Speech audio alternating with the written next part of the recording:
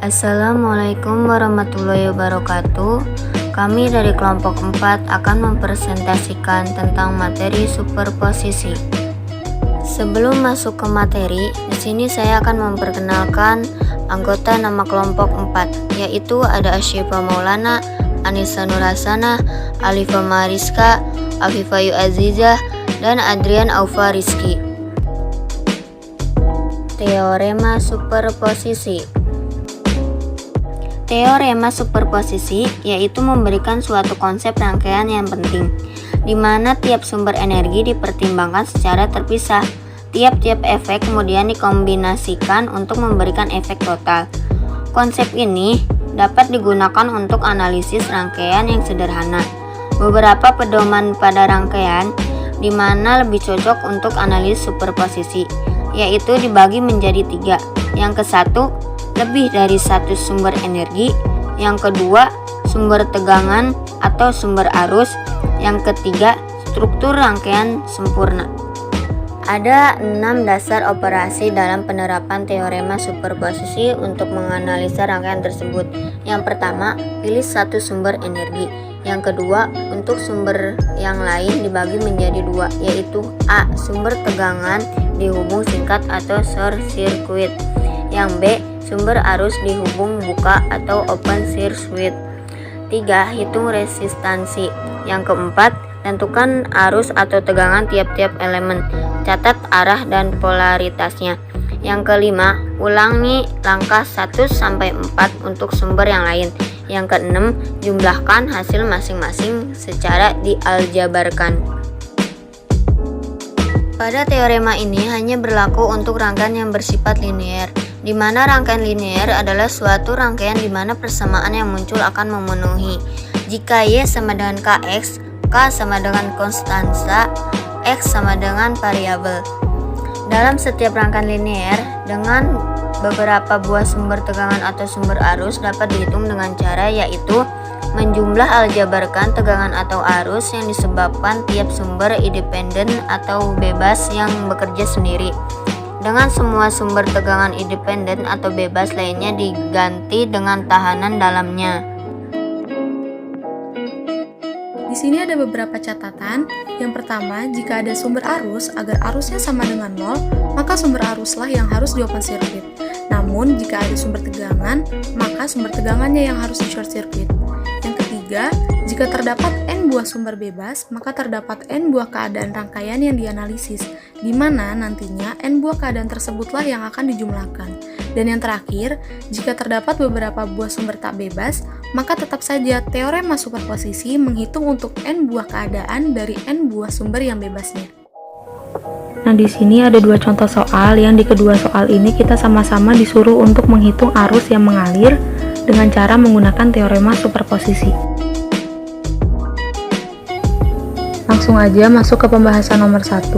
Di sini ada soalnya. Nah, karena di sini ada 2 sumber, yaitu sumber tegangan dan sumber arus, maka nantinya akan ada 2 persamaan untuk mencari I-nya. Ini terserah mau sumber tegangan atau sumber arusnya dulu yang diaktifkan, tapi untuk kali ini kita akan mengaktifkan dulu sumber tegangannya. Nah, untuk mengaktifkan sumber tegangannya, maka sumber arus harus disamadengankan 0 dengan cara sumber arus ini harus di open circuit. Setelah di open circuit, barulah kita bisa mencari nilai I yang mengalir di I1-nya dengan cara pembagi tegangan. Nah, jika ingin menggunakan cara pembagi tegangan, maka kita harus cari tegangan yang ada di I1-nya ini. Oh iya, untuk 15 ohm yang ada di sini tidak perlu dihiraukan karena arus yang mengalir ke sana itu nilainya sama dengan 0 karena sudah di open circuit tadi. Nah, sekarang kita cari dulu tegangan yang ada di sini dulu. Itu V 10 ohm sama dengan 10 ohm dibagi 10 ditambah 10 ohm dikali dengan tegangan yang ada di sini 20 volt. Kita hasilin aja 10 ohm per 20 ohm dikali 20 volt. Ini 20-nya dicoret, ohmnya juga dicoret, berarti sisanya 10 volt. Baru kita bisa cari I1-nya dengan cara 10 volt ini dibagi dengan 10 ohm yang ada di sini. 10 volt dibagi 10 ohm, hasilnya 1 ampere. Untuk langkah kedua, sumber tegangannya harus kita short circuit agar sumber arusnya aktif, barulah kita bisa mencari I2 yang ada di sini. Nah, ini kita menggunakan cara pembagi arus. Di sini kenapa minus? Karena arahnya berbeda, yang satu ke kanan ke arah sini, yang satu ke kiri ke arah sini. Ini juga berbeda. Jadi di sini minus. Jadi I2 sama dengan minus 10 per 10 ditambah 10 dikali 1 ampere, hasilnya minus 0,5 ampere. Langkah selanjutnya, langkah yang terakhir, yaitu kita harus menjumlahkan secara aljabar arus yang diperoleh dari dua kondisi. I total sama dengan I1 ditambah I2. I1 nya adalah 1 yang tadi kita udah cari, dan I2 nya adalah minus 0,5 ampere. Jadi 1 dikurang 0,5 sama dengan 0,5 ampere. Lanjut ke pembahasan nomor 2. Di sini langkah pertama harus menghubung singkatkan salah satu sumber. Di sini kita hubung singkatkan dulu sumber tegangan 7 voltnya, lalu cari R totalnya. R total caranya R1 ditambah R2 dikali R3 per R2 ditambah R3. Di sini R2 dan R3-nya itu diparalelkan. Jadi 7 ditambah 10 kali 5 per 10 tambah 5, hasilnya 10,3 ohm. Lalu kita cari arus pada masing-masing hambatan. I11 sama dengan S1 dibagi dengan R total. S1 nya 37 volt dan R totalnya itu 10,3 ohm. Jadi 37 dibagi 10,3 hasilnya 3,59 ampere. I21 caranya R2 dibagi R2 ditambah R3 dikali I11. 10 per 10 tambah 5 dikali dengan I11 tadi 3,59 ampere, hasilnya adalah 2,39 ampere. Lalu yang terakhir I31, R3 per R2 ditambah R3 dikali I11 sama dengan 5 per 10 tambah 5 dikali 3,59 ampere, hasilnya 1,19 ampere. Lalu langkah selanjutnya kita hubung singkat sumber yang lain yang 37 volt. Lalu kita cari juga R totalnya dengan cara R2 ditambah R1 dikali R3 per R1 ditambah R3. Di sini R1 dan R3-nya yang diparalelkan. Sama dengan 10 ditambah 7 kali 5 per 7 tambah 5. Sama dengan 12,9 ohm.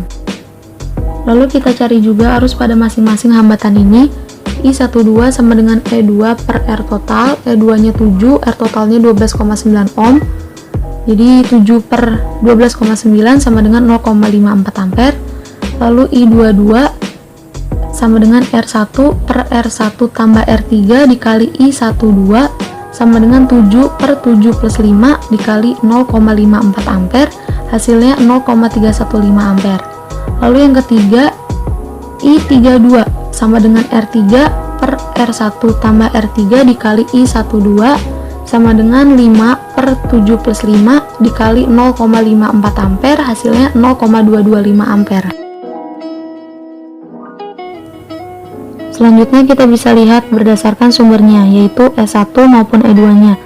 Nah, ini angka-angka ini tuh angka-angka yang sudah kita dapatkan dari proses perhitungan sebelumnya. Langsung aja ke I11, ini 3,59 ampere, I12 nya 0,225 ampere. Ini dikurang 3,59 dikurang 0,225, hasilnya itu 3,365 ampere. Kenapa dikurang? Karena arahnya berbeda. I11 arahnya ke kanan, sedangkan I12 arahnya ke kiri, jadi harus dikurang. Lanjut ke I2 nya.